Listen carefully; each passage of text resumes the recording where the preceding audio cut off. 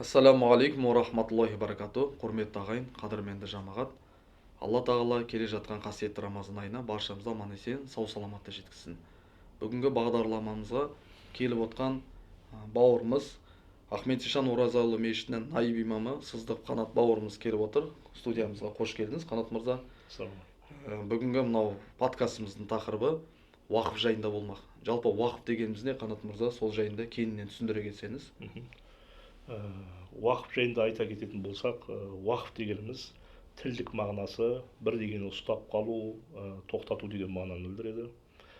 Шариғатымызда белгілі бір мүлікті жарамсыз болып қалғанға дейін үздіксіз қайырымдылық жолында пайдалану деген мағынаны білдіреді. Уақыптың осындай сөздік және шариғаттағы мағынасы осылай болып келеді. Ол дегеніміз жаңағы мүліктің әбден тозығы жетіп жарамсыз болып қалғанға дейін пайдалануы үздіксіз қайырымдылық жолында халыққа, елге пайдаланатын нәрсені уақыт деп аталады. Және осы уақыфқа қатысты мысалдар келтіре кетсеңіз, қандай уақыф түрлерін айтсақ болады? Мысалы, қандай нәрселер бар уақыф дегенімізге?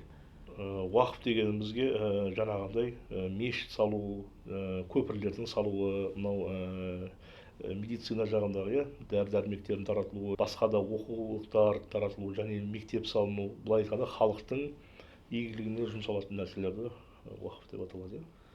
Жалпы уақыф жайында түсінікті болды. Енді қазіргі күнде мына қоғамда жамағатымыз көбіне мына садақа беріп жүр ғой. Жалпы адамдар мына садақа мен уақыфты арасындағы айырмашылықты білмей жатады көбіне. Садақа да мына уақыфты бұл Алла игілігінде, Алла ризалығы үшін берілген дүниелер ғой. Инфақ қылына, жақсылық жолында жұмсалған дүниелерді айтамыз. Енді осының арасында қандай айырмашылық бар уақыф пен садақа арасында? Жақсы түсінікті. Садақа дегеніміз ол Алла разылығы үшін бір адамның қажеттілігін өтеу деп аталады. Садақа деп бір аурудың жаңағы дәрі-дәрмегін төлеп беру, болмаса жаңағындай киім-кешегі бар, болмаса тамағына беру, жаңағы басқа да бір нәрсеге бір рет қана жасалатын нәрсе, Алла разылығы үшін. Ал уақыф дегеніміз бұл жаңа біз айтып өттік қой басында, үздіксіз бұл қайырымдылықты айтады уақыт деп. Бір нәрсені мұсылмандардың игілігіне тоқтамай беріліп отыратын нәрсе. Бұның жеке адамның және қоғамда жасалатын нәрсе. Уақыт дегеніміз нәрсе бұл қайтарымсыз нәрсе, және бұл нәрседе мирасқа қалмайды. Өздеріңіз білесіздер, жаңағы мектеп салу дейді, мұсылмандардың игілігі үшін көпір салу. Бұл жерде мүліктің ешкімге жаңағы мирас болып қалмайды бұл жерде, және де бұл жерде уақып етіп Алланың разылығы үшін, мұсылмандардың игілігі үшін жасалынған нәрсені уақып деп аталады. Жақсы, түсінікті болды, Алла разы болсын. Енді мына үшінші сұрағымыз, осы пайғамбарымыз саллаллаху алейхи вассалам ғұмырында пайғамбарлардың өздері уақып қылды, мысалы сахабаларды уақып қылды деп айтып жатырмыз. Сол кісілердің ғұмыры бізге үлгі өнеге ғой. Осы кісілердің уақытынан бастап жаңағы мұсылмандардың игілігі үшін жаңағындай қаншама жақсылықтар жасалды, құдықтар салынды, жаңағы мектептер салынды, медреселер салынды, дін игілігі үшін, дүние білімдері, ғылымдар үйрену үшін көптеген жақсылықтар жасалған қоғамда. Біздің қазақ даласында қандай елім, жерім деп кеткен азаматтар көп. Еліміздің тәуелсіздігі үшін еңбек сіңірген қаншама азаматтарымызды білеміз. Олардың еңбектерін біз бағалаймыз. Артынан қалған ұрпақтар ешқашан біз олардың еңбектерін, елім, жерім деп кеткен қаншама жақсылықтарын біз оны жоққа шығармаймыз. Оларды біз болашақ өзімізге аманат және ұрпағымызға аманат қылып қалдырып жатырмыз ғой. Сондықтан да сол еліміз үшін еңбегі сіңген кешегі батырларымыз, хандарымыз, сұлтандарымыз, қазақ зиялыларынан өткен алаш зиялылары мысалы, сол кісілер қандай жақсылықтар жасады, қандай уақыфтар жасаған еді? Сол жайында түсіндіре кетсеңіз. Жандос бауырым, бұл жайында айтатын болсақ өте ұзақ. Оны біз қазір айтып отырған болсақ көптеген адамдар жасап кеткен. Пайғамбарымыздың уақытында Хазіреті Осман радиаллаху анхудың оқиғасын білесіздер, өздеріңіз. Ол кісі сол кісінің уақытында бір еврей кісі мұсылмандарға құдығы болған еврейдің кісіне, ол мұсылман адамдарға жаңа құдықтағы суды өте үлкен бағада сатқан, қымбат қылып. Ол мұсылмандарға қиыншылық болды дейді, оны алуға, пайдалануға. Сол кезде пайғамбарымыз саллаллаху алейхи вассалам қатты қынжылды дейді бұл оқиғаны естіген кезде.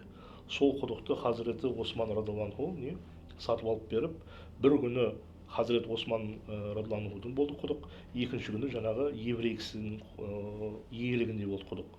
Жаңа мұсылмандар Хазірет Осман радиаллаху анхудың күні барып суды алып алатын болып қолданған, және де бір күні еврей пайдаланатын болған.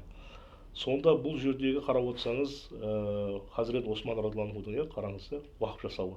иә, сол күллі мұсылмандардың игілігі үшін сол құдықты сатып алып берді, былай қарасаңыз. Пайғамбарымыздың кезінде Харун Рашидтің мысалға жұбайын білесіздер, иә, өздеріңіз. Қажылық сапарына барған кезде мұсылмандардың судан қиналып жатқанын көріп, ол кісі қандай су құбырын тартып берген, мұсылмандардың игілігі үшін. Бұлдай жағдайлар өте көп, негізі айтыла беретін болса. Өзіміздің бабаларымызға келетін болсақ, Ахмет Ишан Оразайұлы, өзіміздің бабамыз, қаншама мынау адамдарды өлімнен аман алып қалды. Мынау газет, қазақтардың осы ең бірінші басылған газетіне деген қаншама уақыт жасап қарап отырсаңыз, өзіміздің жергілікті сол осы Балмағамбет Балқыбайұлы атамыздың қаншама деген сондай бір жақсы уақыт бір амалдары болды. Ахмет Яссауи, Қожа Ахмет Яссауи бабамыздың көптеген жаңағындай уақыттары болды. Ол кісі жаңағы өзінің кеселесінде жолаушыларға арнап жаңағы су тарататын болған, және де жаңағы мұқтаждарға тамақ тарататын болған, жататын жер, жаңағындай көптеген осылай бір жақсы амалдар жасаған. Өзіміздің жаңағы Абай Құнанбаевтың әкесі Құнанбай қажының Меккедегі салдырған Тақия деген, мысалы, қонақжайы білесіздер. Түсінікті болды, Алла разы болсын. Енді мынау уақыттың подкастымыздың бүгін мәресіне жетті, өз мәресіне. Алла тағала баршамызды игі күнде жақсылықта жолығуды нәсіп етсін.